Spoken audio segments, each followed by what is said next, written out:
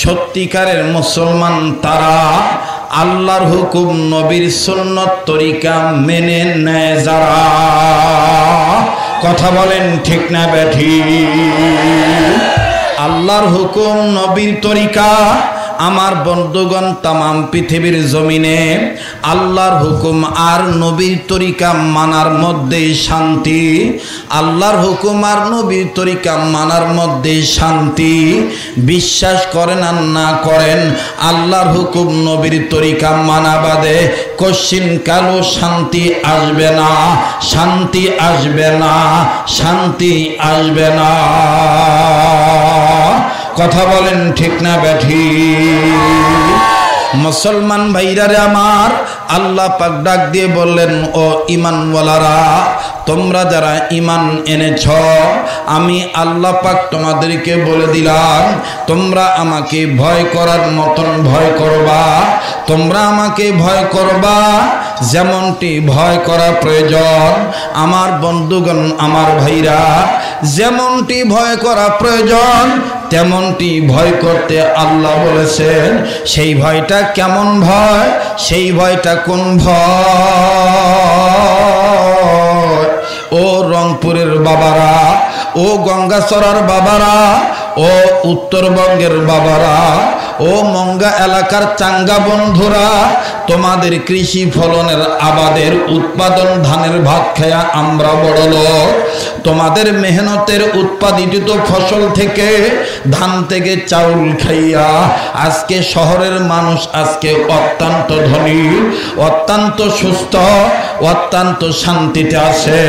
আমার বন্ধুগণ, কাজেই তোমাদের পায়ে ধরে বলি, খুব খেয়াল করে কথাগুলো শোনা চাই। অনেক দিন তোমাদের সাথে আমার দেখা হয় না। আমি তোমাদের মাঝে কি বয়ান করতে আসলাম, আমি তোমাদের কাছে কি বলতে আসলাম, খুব খেয়াল করে শুনবেন বন্ধু। আমার পূর্বে জুম্মা পাড়ার সুনামধন্য আসতে কালাম আল্লামা মুফতি জসিমউদ্দিন সাহেব চমৎকার কোরআন হাদিস দিয়া আকাবির আসলাফ বুজুর্গদের গুরুত্বপূর্ণ আলোচনা করেছিলেন। সময়ের অভাবে হযরত অত বেশি গুছায় বলতে পারেন নাই। আমার বন্ধুগণ, আমি 2-4-5 মিনিটে ফিনিশিং দিয়ে বলে বিদায় নিতে চাই। আল্লাহ পাক ডাক দিয়ে বললেন, ওগো ঈমানওয়ালারা, তোমরা আমাকে ভয় করো যেমনটি ভয় করা দরকার। আমার বন্ধুগণ, এটা কোন ভয়? এটা হইল কবরের আযাবের ভয়, এটা হলো হাসরের ময়দানের হিসাবের ভয়, এটা হলো মিজানের পাল্লার ওজনের ভয়। এ বন্ধু, এটা কোন ভয়?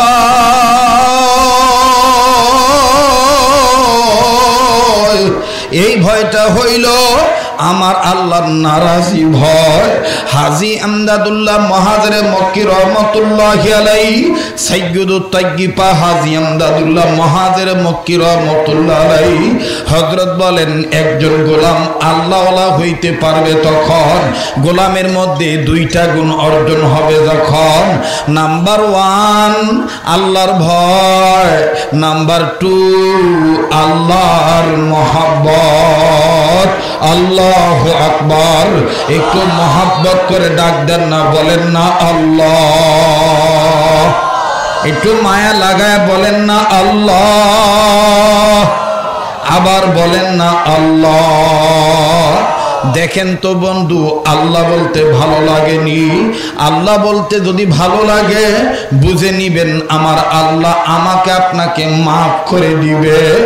মায়ের চাইতে আল্লাহর দয়া অনেক বেশি। একটা সন্তান মায়ের সাথে একটু বেয়াদবি করলে, বেআমলি করলে, বেউসুলি করলে, অনেক সময় মা রাগ হইয়া সন্তানের সাথে কথা বলে না। কিন্তু বন্ধু, পাড়াপড়শির বুদ্ধিতে, অথবা ছোট ভাই বোনের বুদ্ধিতে, অথবা বউয়ের বুদ্ধিতে যদি বুঝ আসে, না না আমার মা আমার সাথে কথা বলে না, আমি আমার মার কাছে আমার দোষটা স্বীকার করব।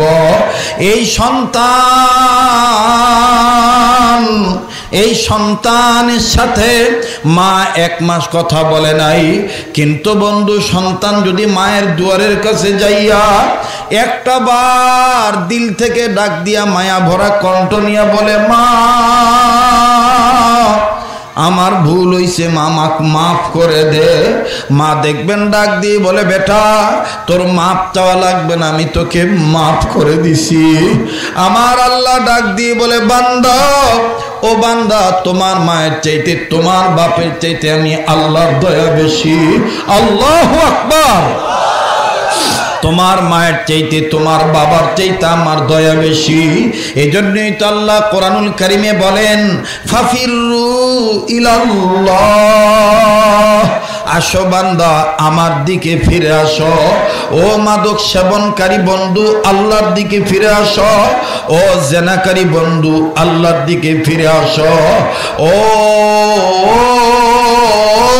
অন্যের হক লুণ্ঠনকারী বান্দা বান্দি আল্লাহর দিকে ফিরে আসো।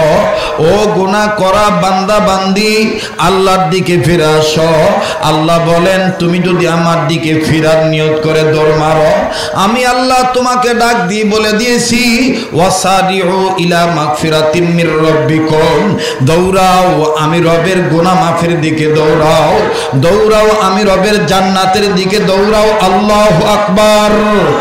আমার বন্ধুগণ, আমার ভাইরা, এই জন্য কার কি গুনাহ আছে এই জায়গায় কেউ হইতে পারেন ইসলামী আন্দোলনের কর্মী, কেউ হইতে পারেন আমার বন্ধুগণ দাওয়াত ও তাবলীগের সাথী, কেউ হইতে পারেন আলিয়া মাদ্রাসার সম্মানিত ভাইজান, কেউ হইতে পারেন কওমি মাদ্রাসার দর্শী আলেম। আমি সবার পায়ে হাত রেখে বলবো, এই জায়গায় আমরা যারা আছি আমরা কেউ বলতে পারবো না যে হযরত জি আমাদের জীবনে একটাও কবিরা গুনাহ করি নাই। এমন একটা বাপের বেটা যদি দাঁড়ায় বলতে পারেন, হযরত আমার জীবনে কোনোদিন কবিরা গুনাহ করি নাই, আমি কবিরা গুনাহ করি নাই, একটা বাপের বেটা সন্তানও হাত তুলে দেখাইতে পারবেন না।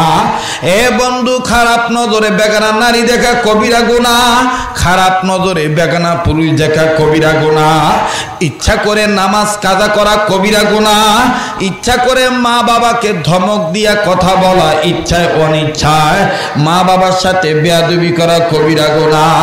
এ বন্ধু আমার ভাইরা, ইচ্ছা করে দাড়ি কাটা কবিরা গুনাহ। আমার বন্ধুগণ, আমার বাবাজিরা, এই একটা কবিরা গুনাহ জাহান্নামে নিয়ে যাওয়ার জন্য যথেষ্ট। তাইলে বাজান তোমার আমার হিসাব আমি মিলে দেখি,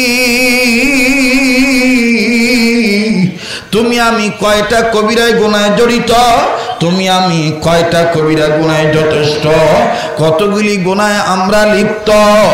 এই গুনাহ নিয়ে যদি কবরে যাই, তোমার উপায় নেই আমার উপায় নেই। ইমামুল আসর ফকিহুন নাথ রশিদ আহমদ গঙ্গী রহমতুল্লাহি আলাইহি, আমার বন্ধুগণ কত বড় আল্লাহওয়ালা ছিলেন। উনি দুইটা কাজ করতেন, বেশি বেশি কোরআন তেলাওয়াত করতেন, আল্লাহ পাকের জিকির করতেন, আর বেশি বেশি কবর জিয়ারত করতেন।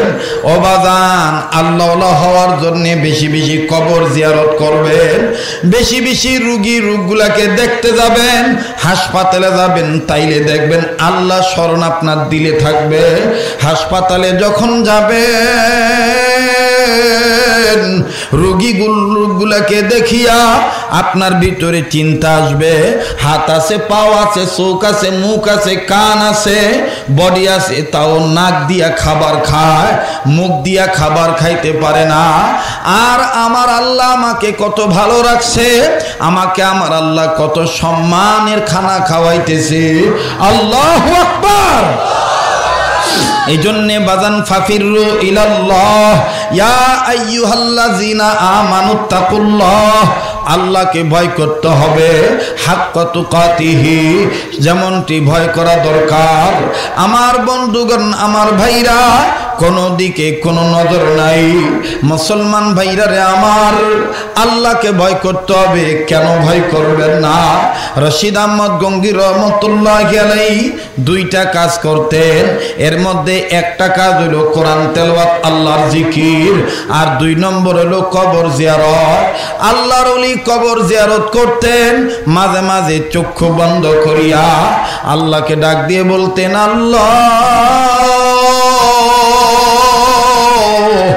এই কবরের সামান্না জুগাইয়া দিও না আমার জন্যে মালাকুল মউত পাঠাইয়া। আল্লাহু আকবার।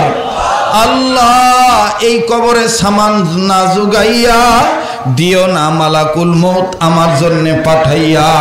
গঙ্গী রহমতুল্লাহি আলাইহি একদিন কবরের কাছে দাঁড়াইলেন, হঠাৎ করে কবর থেকে কেমন জানি তাপ বের হইতেছে, হযরতের গায়ে কেমন জানি গরম লাগলো।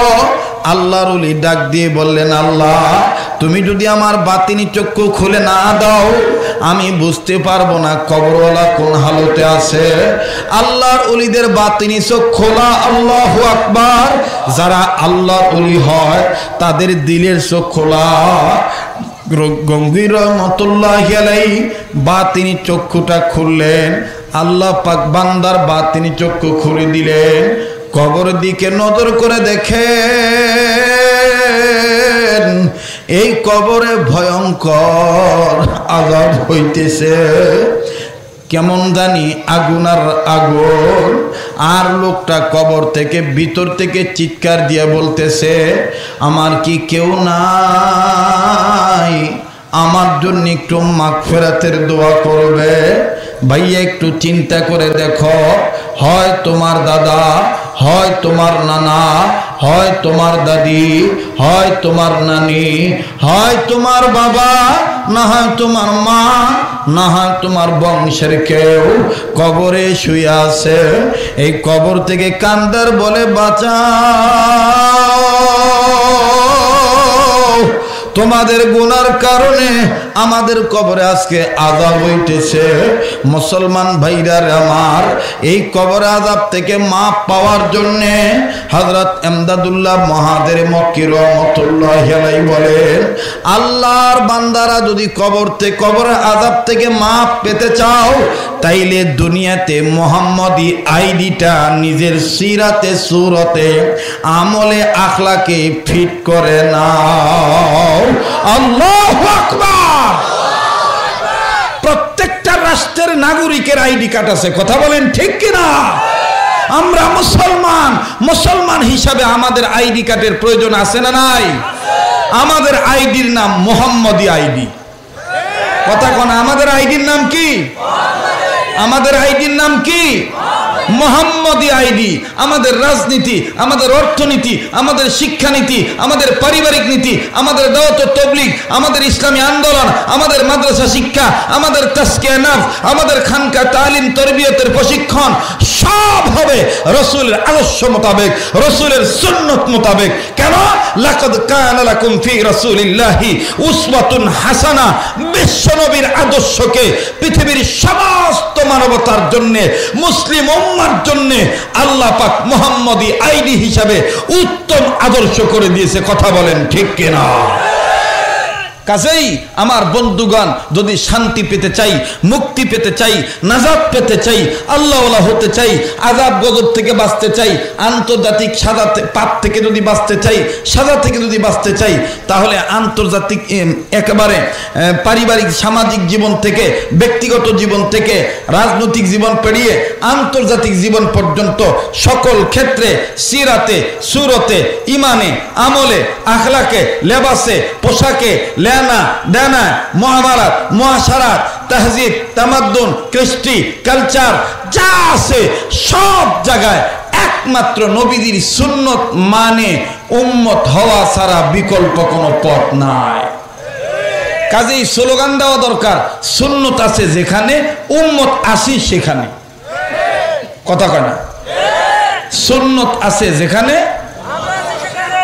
আমরা আছি। আমরা এই সুন্নতের কথা বলি, আমাদের এক ভাই আবার মাশাআল্লাহ কি সুন্দর করে পাল্টা পাল্টি আবার কয়, ওই খাওয়ার পরে মিষ্টি খাওয়াই কি খালি সুন্নত? আচ্ছা বলেন তো, আমরা কবি মাদ্রাসার হুজুররা কি খালি এই কইছি যে খাওয়ার পরে মিষ্টি খাওয়া সুন্নত? কেন অজগুবি বানায় বানায় কথা বলেন? আপনারা যারা যেটা করেন করেন, আমরা যেটা করতেছি। আল্লাহ পাক সকলকে ঐক্যের মাধ্যমেই অবশ্যই বিজয় দিবে। ছিন্ন ভিন্ন হইয়া কোনোদিন বিজয় আসবে না। কথা বলেন ঠিক কিনা? তো আমরা সুন্নত আছে যেখানে, উম্মত আছে সুন্নত আছে যেখানে, উম্মত আছে।